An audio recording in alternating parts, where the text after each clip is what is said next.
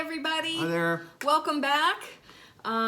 We are here to talk about Episode 6. Episode 6, Family Legacy, Quarantine Edition, Episode 6. Yeah. Today we're going to give you a tool from the Family Legacy Ritual Protocol. It's intended to help you learn to deeply connect as a family while passing on your legacy intentionally during a weekly meal together. And if it can't be weekly, at least a regular. Yeah. Again, thanks to those who have been joining us, and if you're just tuning in, welcome. If you are getting value out of this, and I hope you are, we ask that you share it on your social media. Our desire is to get this message out to as many families as possible. We need to change our family cultures, and it's a good thing. Before we jump into episode 6, Randy's going to recap 1 through 5, and I just wanted to remind everybody these teachings are from Randy's best-selling book, The Family Legacy: Shaping Culture from the Inside Out, and the accompanying workbook. The actual exercise is going to be uploaded, or is uploaded, with this edition. So with that, I will turn it over to Mr. Bixby. Thank you. And if you want to get any of these resources, you can certainly do it. Go to culturalarchitects.org. And you can see all the work that we do, the training and the speaking. But this is for our families during quarantine, and it's been a fun journey, at least for us. We're getting some feedback now from folks that are getting value out of these.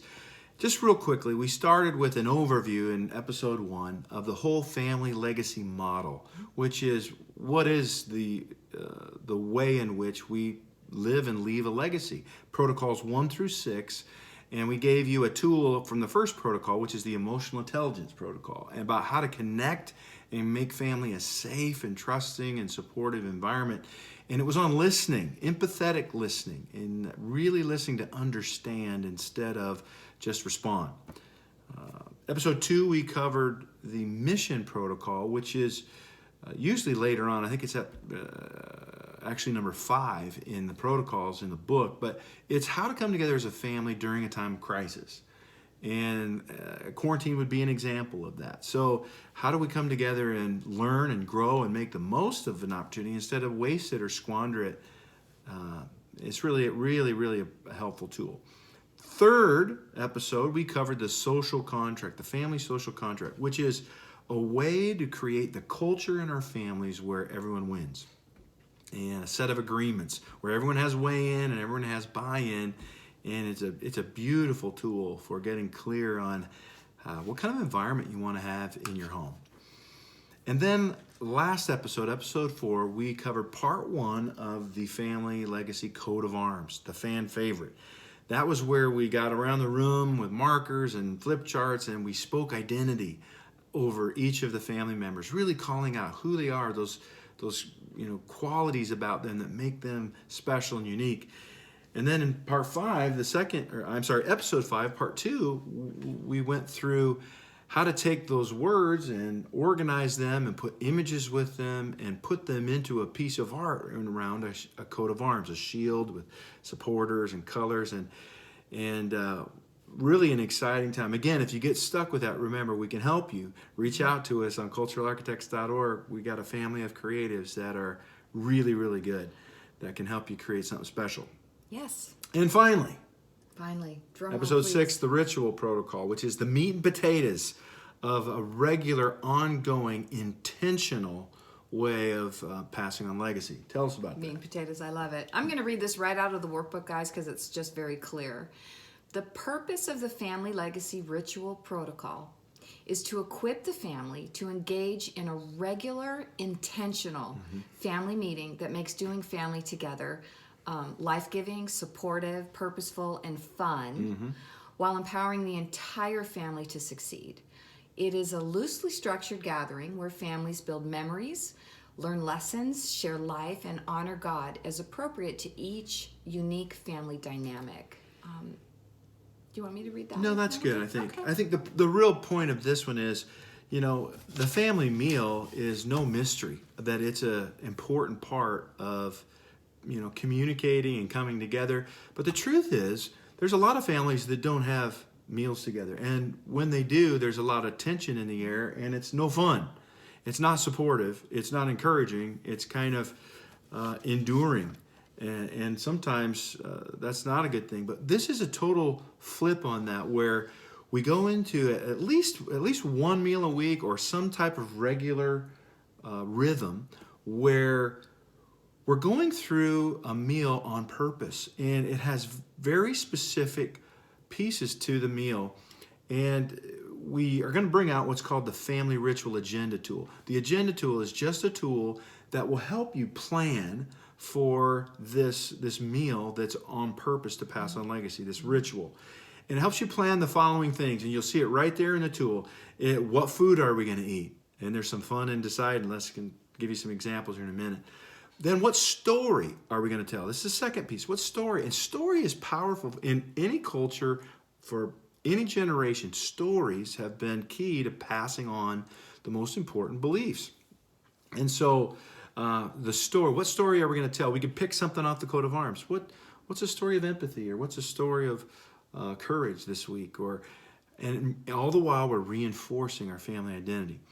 Then there's a coaching piece, and this is used obviously depending on the age and the skill level, but the questions and the framework to coach a family member through to get something that's important to them is right there in your book, and it's right here. You know, the questions are: what's important to you? What are the challenges or solutions you're exploring? What are you learning? What do you do before the next time we get together, and how can we help? Mm-hmm. Very simple framework, but can you imagine what it's like to help each other get the things in our life that are most important? And that family would be the place where that could be really done in a way that's helpful and it moves us forward. It's very powerful. So it's food, story, coaching, wisdom, and fun. So there's also a wisdom piece that's passed on during the family legacy ritual.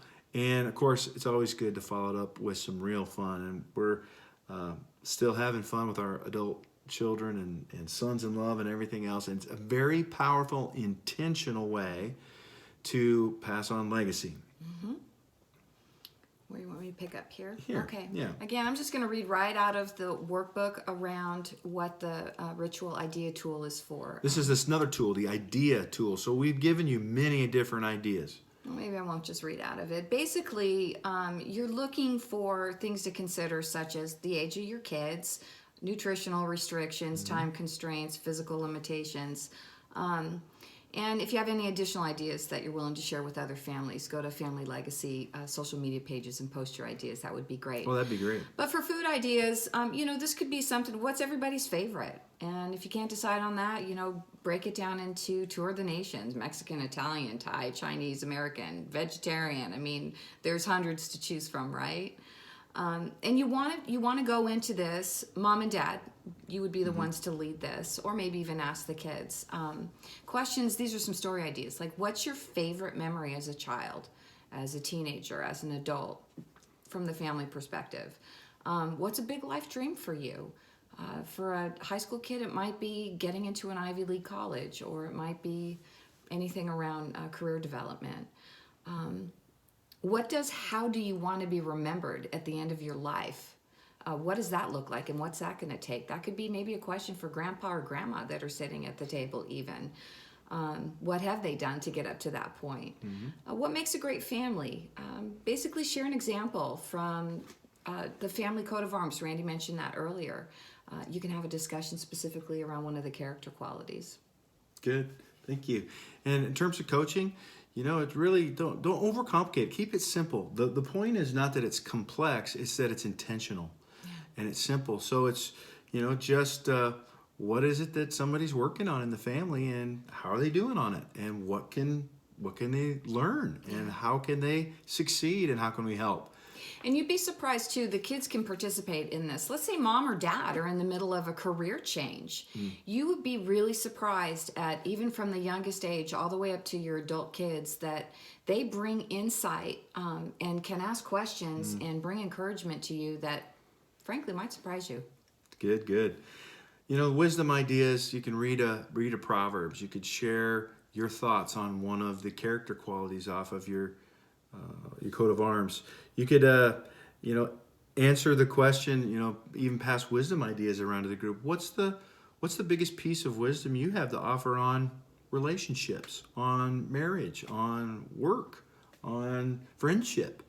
There's all these opportunities to share that get missed when we're not intentional. And that this whole protocol, really all the protocols, are around how do we intentionally do things, not as a heavy burden and as overwhelming thing that takes all kinds of time and effort, but how in the rhythm of life can we do simple things that are intentional and focused, that are the most important things to pass on who we are to our generations and equip them to be able to do the same.